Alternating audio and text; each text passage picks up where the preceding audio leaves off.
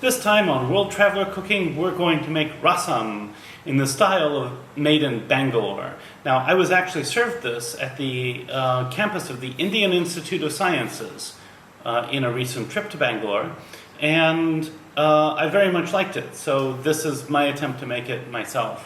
One ingredient that I've decided not to add is asafoetida, so note that some people would add a pinch of the asafoetida along with the turmeric. This dish is served typically as a side in most South Indian meals. It can be drunk, sipped for digestive properties, or sometimes people will add rice to it and eat it as kind of, like a thick soup. Today, I think for the taste test, I'm just going to sip it. This is basically a spiced soup, in this case with some tomato in it. The ingredients are a little complicated. I'm going to go over the spice mixture separately, but I have spice mixture here, two different spice mixtures, and I want to call your attention to this plant right here. This is curry leaf, or leaf from the curry tree. Now, if you're like me, you probably didn't know that there was such a thing as curry leaf up until maybe right now. But it does exist, and it's really important in Indian cooking. So it's definitely good to use this. Note that you can sometimes get this dried, and you can use it dried. But it's much better to use it fresh. You get a better flavor out of it fresh. If you can't get it fresh, buy some dried, maybe use twice as much, maybe 2 tablespoons or so. But I'm using the leaflets from one compound leaf from the curry tree. The other items outside of the spice mixture include, we're going to have some oil, obviously we're going to have a bunch of water, some salt. I'm going to use about a tablespoon of chopped cilantro that will go on top. This is the leaf of the coriander plant. I'm going to use a piece of tamarind. This is about a 3-inch long piece. And we're going to use 1 tomato, which we'll finally chop. Next up, I will go over the spice mixtures. And then we'll get started preparing the tamarind water. Once we're done preparing the tamarind water, then I'm going to start grinding some of the spices and preparing other spices. And then we'll go for it. So, next up, the spices.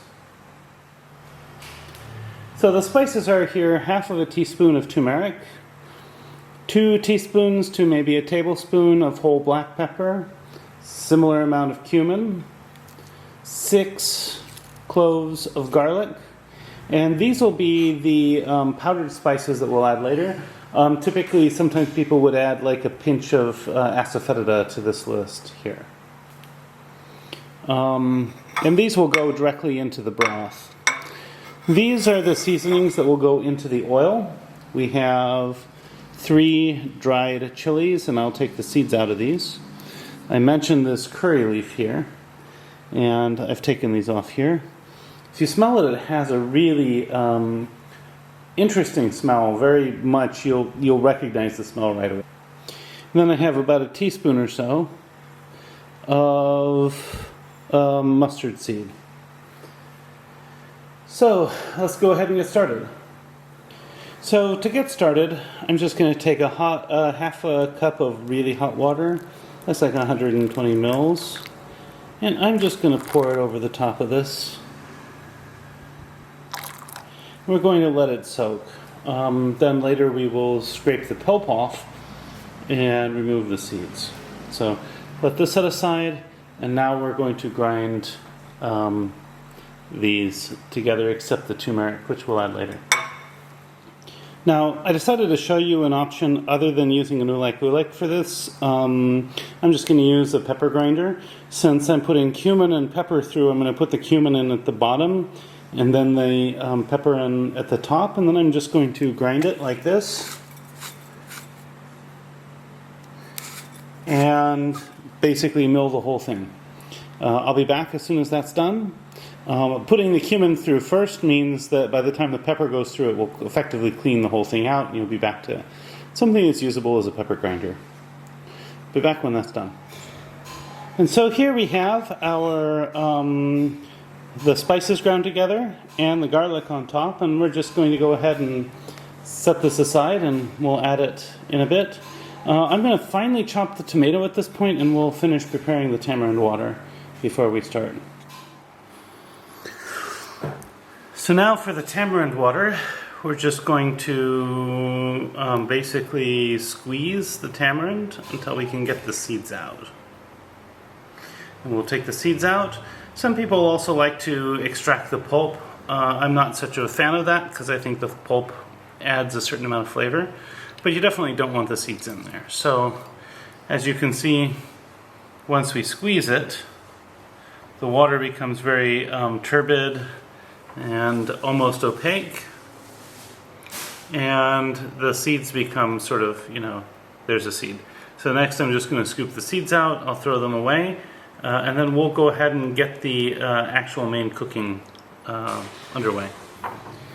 So now we're going to go ahead and heat 2 tablespoons or so of oil. Let this heat up a bit, and then we will start adding ingredients, starting with the mustard seeds. It looks like it's heating up, so adding the mustard seeds.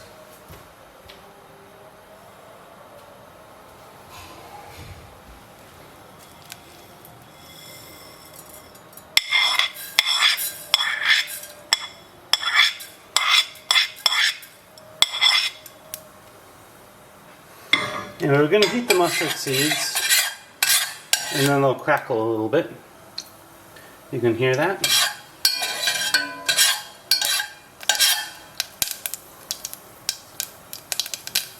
I'm going to turn the heat down a bit. Yep, there's the mustard seeds cracking. And once this gets nice and really fragrant, which it will very, very, very soon, then we're going to add our chilies, which we removed the seeds from, and the curry leaves.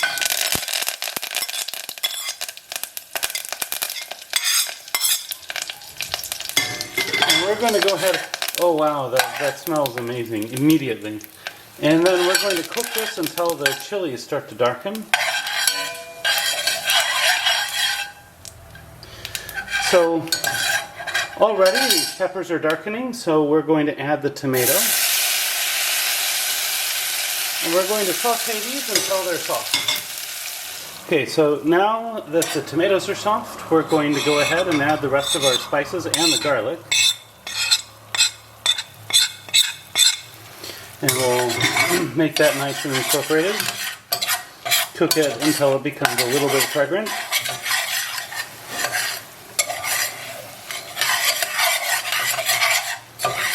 Oh, that's nicely incorporated now. So now we're going to add our tamarind. We'll stir this in, make sure it stirs in nicely.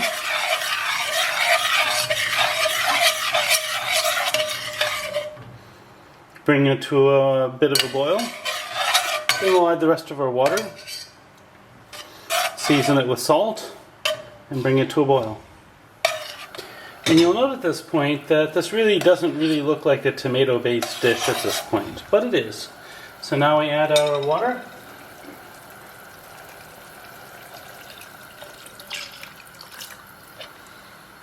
And let that come to a boil. And we'll also add some salt. So we will salt this like you would a soup. Add a bit of salt to start with. Stir it for a while, taste it, repeat. Unlike many soups, this doesn't have anywhere for the salt to get really deeply absorbed. So we don't really have to worry about how long it takes for it to feel seasoned, although it will be better if you let it cook for a little bit. So once this has boiled, I've turned it off, and I'm going to stir in about a tablespoon of chopped coriander leaves. And now we're ready to serve this. Now normally this would be served in just little cups, and then you'd either add some rice or you would drink it. So I'm going to serve it in the same little glass bowl that I've had. I'm not going to serve myself too much because we're only talking about a taste test. But, you know, honestly, that's about a standard portion. And you could top it with a little more coriander if you wanted. So, next up will be the taste test. And, yeah. And now for the taste test.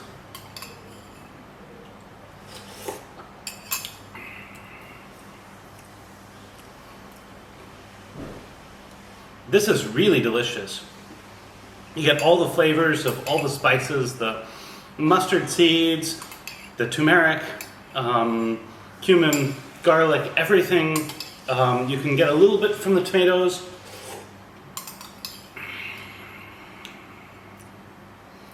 It's really, really satisfying. I don't really know how else to describe it. A little bit spicy. If you like it less spicy, maybe add a little less dried chili. Just the right balance of everything. This is delicious. Now, if you find this interesting, I hope I've earned a like and a subscription from you. And if you want to support my work, please check out my Patreon page, where you can get early access to many of my new videos. Now, on top of that, there are many variations to this sort of soup. So if you make it differently, I'd love to hear how. At any rate, bon appetit. See you next week. Recipes in the description.